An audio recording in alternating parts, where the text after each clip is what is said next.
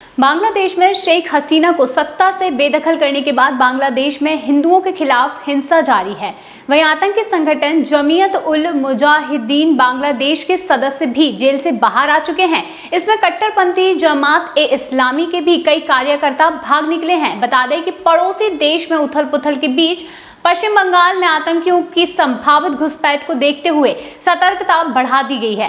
पिछले कुछ दिनों में बांग्लादेश के 2 जेलों से 709 कैदी भाग निकले हैं। इसके साथ ही इसमें कई आतंकवादी भी शामिल हैं। इसकी जानकारी मिलते ही पूरे बंगाल में राज्य और केंद्रीय एजेंसियों ने निगरानी बढ़ा दी है। सीमा से सटे इलाकों में चौकसी बढ़ा दी गई है।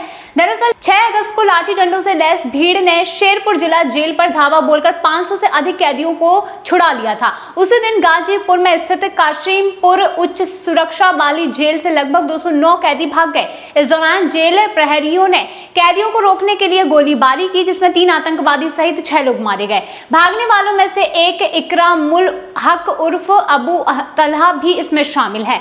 बता दें कि हक को यहां पर 2023 में बांग्लादेश के आतंकवादी निरोधक और अंतर्राष्ट्रीय अपराध इकाई ने गिरफ्तार किया था।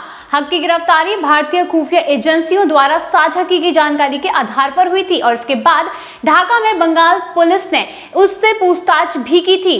अधिकारियों का ये मानना है कि भागने वालों में नियामतुल्लाह नाम का एक और आतंकी शामिल है। इसका नाम कोलकाता के हरिदेवपुर में पकड़े गए एक मॉड्यूल ने अपने नेता के रूप में लिया था। सूत्रों का यहाँ पर यह कहना है कि वे इस बात की जांच कर रहे हैं कि क्या जमातुल मुस्लिमीन का संचालन कमांडर अब्दुल अलीम और जकारिया मंडल भी यहाँ से भाग चुके हैं। दोनों उसी जेल में बंद थे और ये चारों आतंकी जमात उल मुजाहिदीन और अंसारुल्लाह बांग्ला से जुड़े हुए हैं। माना यह जा रहा है कि इनके भाग जाने के बाद कानून एजेंसियों ने पश्चिम बंगाल के संवेदनशील इलाकों में निगरानी बढ़ा दी है। इसके अलावा 7 अगस्त को कुश्तिया में जेल अधिकारियों पर हमला कर 30 कैदी फरार हो गए हैं। बीएसएफ के सूत्रों का यह कहना है कि मालदा के पास भारत बांग्लादेश की सीमा के पार करीब 8 जेएमबी के आतंकी छिपे हुए हैं। गांव वालों ने आशंका ये जताई है कि ये नदी पार करके भारत में घुसपैठ कर रहे हैं, इसीलिए वे रात भर जाग करके पहरेदारी कर रहे हैं। कोलकाता पुलिस ने शहर के सभी होटलों से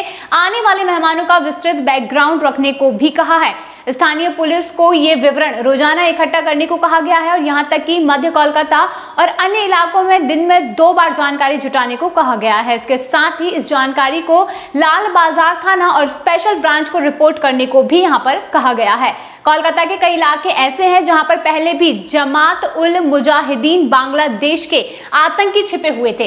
ऐसे इलाके अब जांच के दायरे में हैं। वहीं विधान नगर पुलिस की टीमें एयरपोर्ट, नारायणपुर, बागुई आटी और राजार हाट, न्यू टाउन और भांगर के आसपास के इलाकों का चक्कर लगा रही है। पुलिस उन दलालों पर भी नजर रख रही है जो कि बांग्लादेशियों को बंगाल में बसाने में मदद करते हैं। वहीं सीमा सुरक्षा बल यानी कि बीएसएफ के नवनियुक्त महानिदेशक दलजीत सिंह चौधरी ने जिला अधिकारियों और व्यापार निकायों के प्रतिनिधियों से मुलाकात की। उन्होंने बांग्लादेश से आने वाले अपराधियों को लेकर उन्हें आगाह भी किया है। वहीं गांव में एक व्यापारी संगठन के प्रतिनिधि ने यह कहा कि हमें किसी की आईडी जांचे बिना उसे अंदर ना जाने देने को कहा गया है।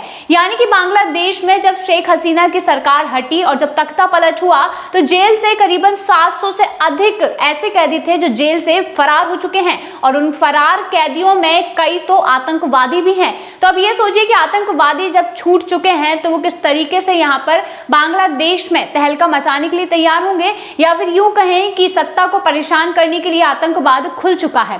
तो इसमें शेख हसीना की सरकार पलटते ही बांग्लादेश का पूरा नक्शा ही बदल गया हो। इस पर आप क्या कहना चाहते हैं, कमेंट सेक्शन में जरूर बताइए।